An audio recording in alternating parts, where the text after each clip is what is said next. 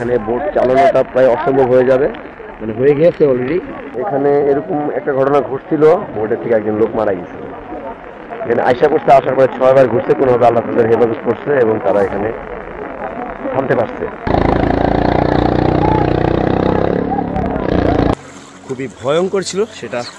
প্রচণ্ড রোদ আছে, রোদ মেঘের যে একটা খেলা হয় পাহাড়ে, চোখে না দেখলে বোঝানো যাবে না।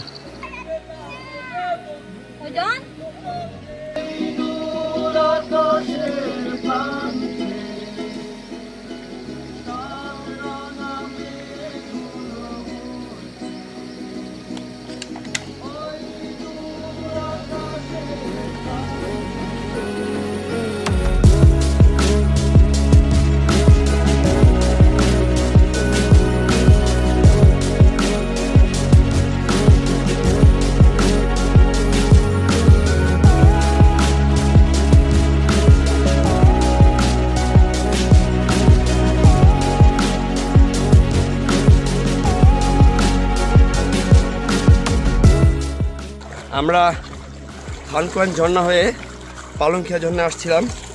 এখন আমাদের পালংখিয়া রাত্রি যাপনের পরে আমরা আজকে সকালে আবার রওনা দিচ্ছি সেই দুশ্চিবাজারের উদ্দেশ্যে। আমাদের টিমমেট সবাই ট্রেনফাল দেওয়া হাঁটতেছে। তো আসলে গতকালকে বৃষ্টি হওয়ার কারণে প্রচণ্ড বৃষ্টি হয় এবং আমরা পালংখিয়ার ঝর্ণার যে সম্পূর্ণ যে যৌবন রূপ সেটা আমরা দেখতে পাচ্ছি এবং খুবই ভয়ঙ্কর ছিল সেটা ভিডিওর মধ্যে আছে। আর এখন আমরা আপাতত যেতেছি দুশ্চিবাজার থেকে যাব আমরা আলীকদম থেকে আমাদের নতুন ডেস্টিনেশনের কথা বা কোথায় যাব সেটা নিয়ে আমরা টিম মেম্বারদের সাথে ডিসকাস করে তখন আমরা একটা সিদ্ধান্তে পৌঁছাবো। এখন ট্রেনখাল ধরে যে পথে এসেছিলাম আমরা সেই পথে যাব। পাহাড় মানি কষ্ট, পাহাড় মানি অ্যাডভেঞ্চার, পাহাড় মানি পাহাড়িদের সাথে তাদের জীবনযাত্রার সাথে পরিচিতি এবং দিন শেষে এই পাহাড়ি আমাদেরকে বারবার ডাকে। জয়ন্ত ভাই, তুমি তো ট্রেকিং করতেছো, আবার সেই পথে যাচ্ছি আমরা আমাদের নতুন ডেস্টিনেশন। এখন তোমার অনুভূতি কেমন একটু বলো তো। খুবই ভালো লাগতেছে, খুবই ভালো লাগতেছে। এত কষ্ট কি কষ্ট মনে হয়? এটাই, যত কষ্টই করি না কেন আমরা আমাদের গন্তব্যে যখন পৌঁছাইতে পারি তখন সব কষ্টগুলো ধুয়ে মিশে একাকার।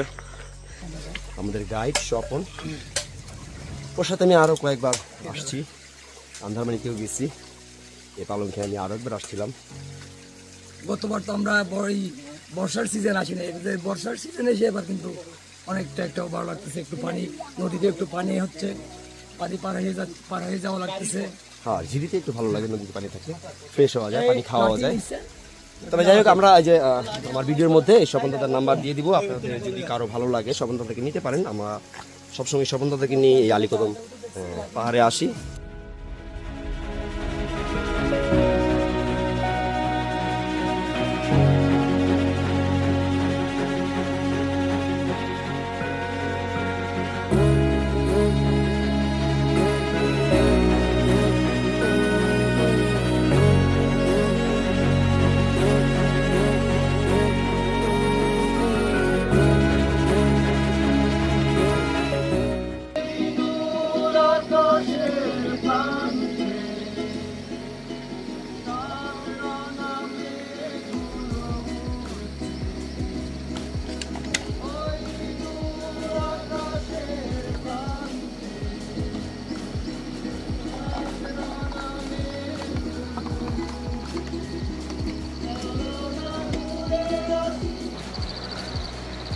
ট্রেকিং করতে করতে মানে খুবই ক্লান্ত হয়ে যেতে হয় বারবার। তবে সবচেয়ে ভালো লাগে যে বিষয়টা সেটা হচ্ছে রোদ এবং মেঘের যে একটা লুকোচুরি খেলা আছে সেটা।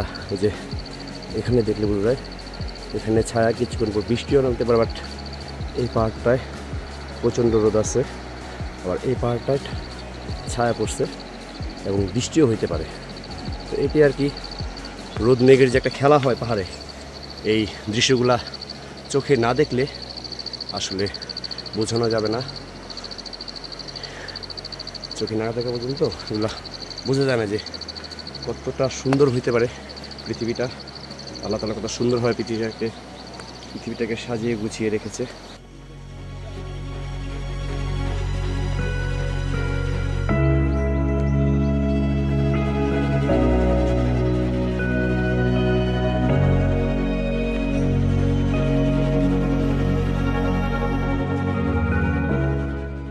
আমরা ট্রেকিং করতে করতে যখন থানকয়েন ঝর্ণার সামনে চলে আসলাম, তার কিছুটা সামনে আমাদের জন্য আমাদের ট্রলার অপেক্ষা করছে।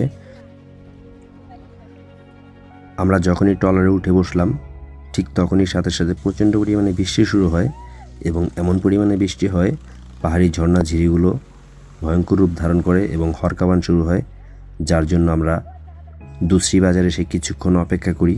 প্রায় 2.5 ঘন্টা অপেক্ষা করার পর আমরা আবার রওনা করি আমতলী ঘাটের উদ্দেশ্যে।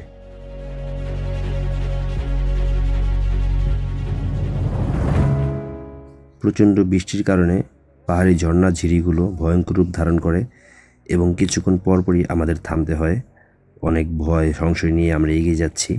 তো এখানে যে ঘটনাটা ঘটছে, সব টুরিস্ট বোটগুলো এখানে এসে টাইম আছে, তৈনখালটা মোটামুটি অস্বাভাবিক হয়ে গেছে। ও একটা হিংস্র একটা ধারণ করছে, কারণ যত বৃষ্টির পানি সব এই ভাবে যাচ্ছে, ফ্লোটা এত বাড়ছে, এখানে বোট চালানোটা প্রায় অসম্ভব হয়ে যাবে, মানে হয়ে গেছে অলরেডি। কারণ আমরা আসতে পারছি ভালো, যে এখানে যে ঘটনা ঘটছে এই সার্কেলটার কারণে এখানে আর বোর্ড আসতে পারতেছে না, যার জন্য আমাদের অপেক্ষা করতে হচ্ছে।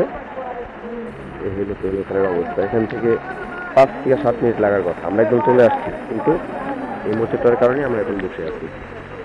এই বিষয়ে কিছু বলেন ভাই। পাহাড় এগুলো স্বাভাবিক, অস্বাভাবিক কিছুই না। বেশি বৃষ্টির কারণে ঘটনা ঘটছে, আমাদেরকে এখানে বেরোতে হলে অপেক্ষা করতে হবে, করার নেই। আমরা এই হলো খালের অবস্থা, যেভাবে ঘুরতেছে। এখানে যদি নৌকা পড়ে শেষ, ঘুরবে না, ডুবে যাবে। না না, বুঝবে। এর আগে এরকম একটা এখানে এরকম একটা ঘটনা ঘটছিল, বোটের থেকে একজন লোক মারা গেছিল। আর এখন যে বোটটা আছে এটা এখানে 6 বার ঘুরতেছে, সে বুঝতে পারে নাই, সে আগে দেখতে পারে নাই। এখানে আয়সা করতে আসার পরে 6 বার ঘুরছে, কোনোভাবে আল্লাহ তাদের হেফাজত করছে এবং তারা এখানে থামতে পারছে।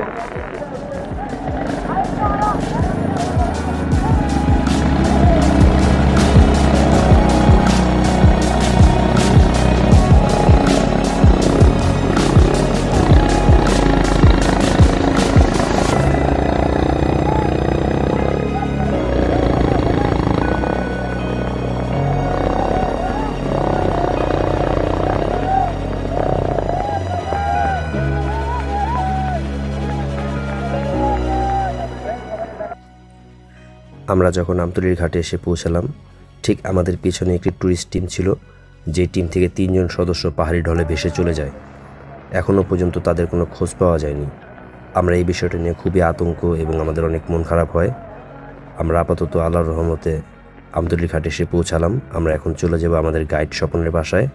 আজকে রাত্রে আমরা সেখানেই থাকবো এবং আমাদের টিম মেম্বারদের সাথে কথা বলে আমরা আগামীকালকে কোথায় যাব সেটা নিয়ে সিদ্ধান্ত নিব। আমাদের টিম মেম্বার সকলে মিলে আমরা আগামীকালকে দামতোয়া ঝর্ণায় যাওয়ার চেষ্টা করব। পরিশ্রম বেড়ে যাবে, তাইলে আমার এটাই ভালো হয় যে একদিনেরটা গিয়ে একদিনে চলে আসে। দাম তো এই বেশি, দাম তোর পরে যদি হয়